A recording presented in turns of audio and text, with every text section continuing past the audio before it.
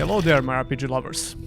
Wow, it sounds even weirder when I say that on camera, but here we are.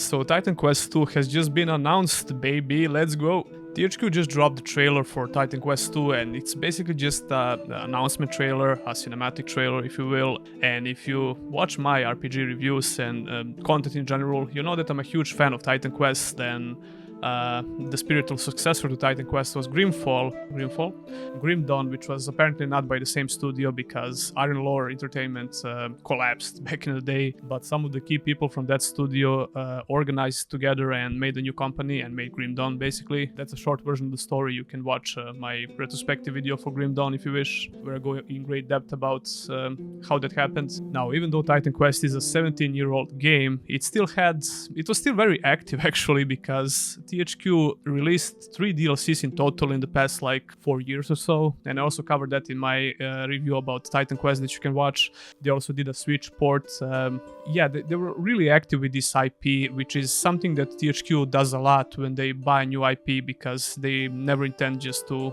leave it on the shelf and not do anything with it. So this was not exactly out of the blue, this announcement, but I still can't believe it actually, because it feels so unreal to me that we're getting a sequel for this. Well, up to this point, it's pretty much a legendary Diablo-like action RPG, and if you didn't play this game back in the day, it was essentially a Diablo-like RPG with a huge static open world, so it's not randomly generated like Diablo 2 and some other isometric RPGs. You have a huge static open world, which was great to explore, fully voice-acted characters. It also had a proper story with a Greek mythology fantasy setting, great visuals that still to this day look pretty damn good if you ask me, because they lean to that cartoony style, but not really. And you can only notice the age of the game if you zoom in the character models, which I also talked about in my review about the game that I did last year, I think.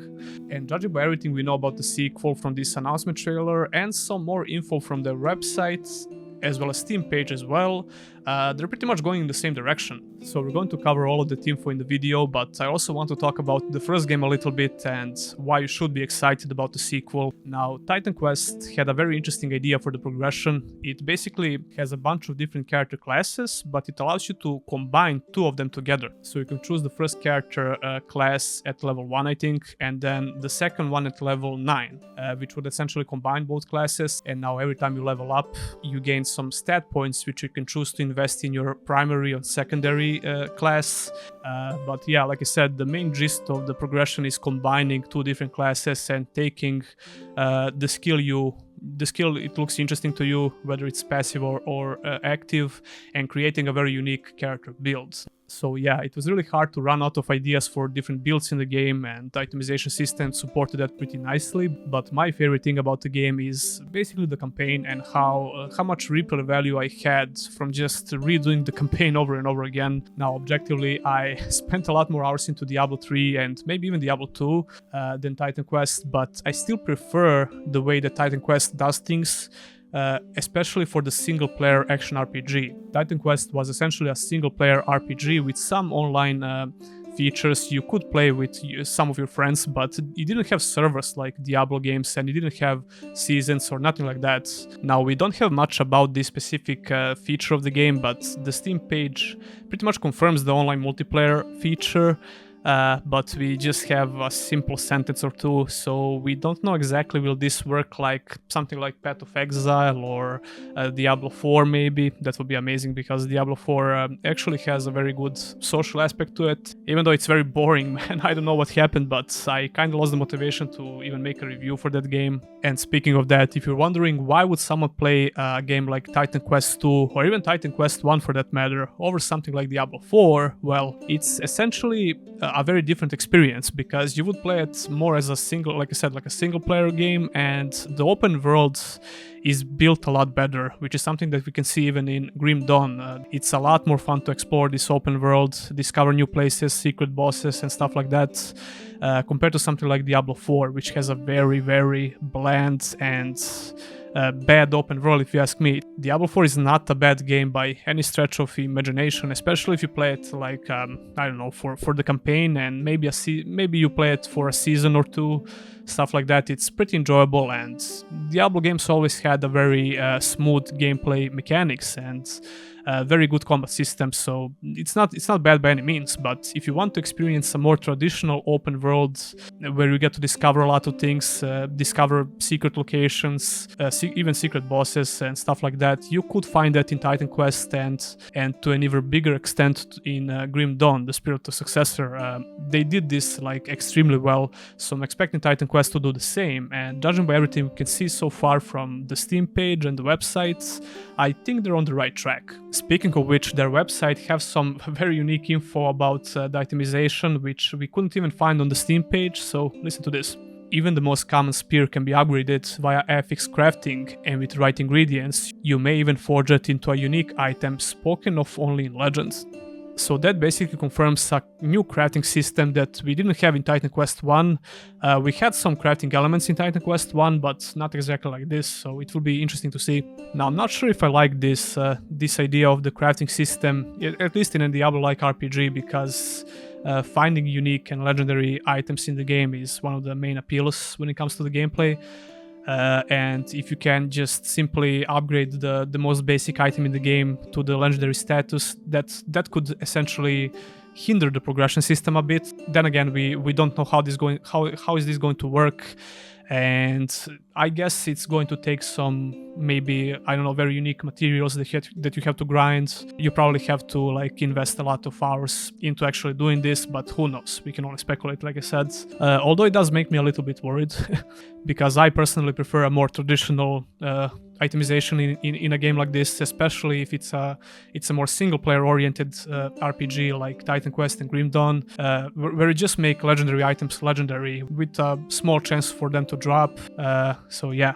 Enemies form factions and work together, combining their unique skills and abilities to keep on your toes. Yet another interesting piece of information about the features of Titan Quest 2, because Titan Quest 1 didn't have factions, but you know what, Grim Dawn did, and they were not amazing, but it was a still nice feature and something to work towards to in this single-player Diablo-like action RPGs, so I'm guessing they're going to take something similar from Grim Dawn. It will be interesting to see how they're going to do factions and how that's going to actually affect the gameplay.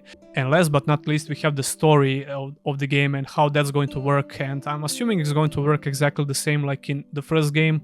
Titan Quest 1 felt like a proper AAA RPG when it released back then, because all of the characters were fully voice acted with a pretty decent voice acting in general.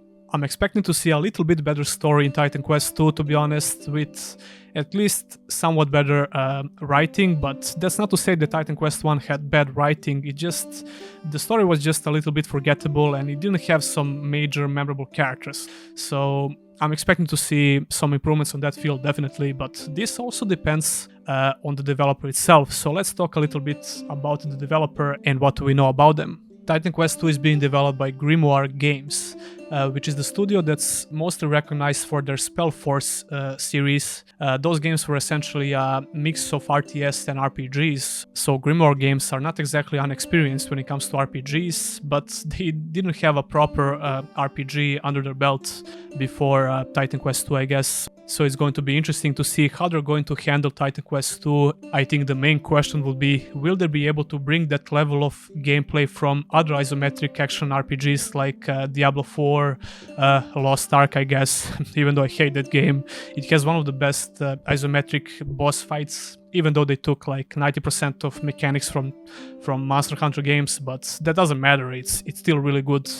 It's still a really good experience, even though I think the rest of the game is pure garbage. And we also recently saw a gameplay for Path of Exile 2, which looks bloody amazing, and I'm really excited for that game as well. I think it's going to be interesting to see how the gameplay Titan Quest will compare to those games I just mentioned, and will there be something to keep you coming back to play the game, to replay the game, maybe something like Seasons, but I actually highly doubt that's going to happen because, like I said before, Titan Quest was a single-player RPG. The Spellforce franchise has some pretty good reviews, and it seems like people like it in general. Spellforce 3 has very positive reviews on Steam, but some of the expansions I think have mixed reviews. Although these games are pretty good in general, it seems. I never played them before and actually wanted to check them out. I got a lot of recommendations in my Hidden Gems or Trash series, so I might try it out. So the studio is definitely not inexperienced when it comes to creating games in general, but they don't have a lot of different games under their belt. But I'm hoping for the best, to tell you the truth, because so far everything I saw about Titan Quest 2 seems very good and promising, and it seems like they're going to keep the tradition of the first game rather than trying to reinvent the wheel and try something completely different.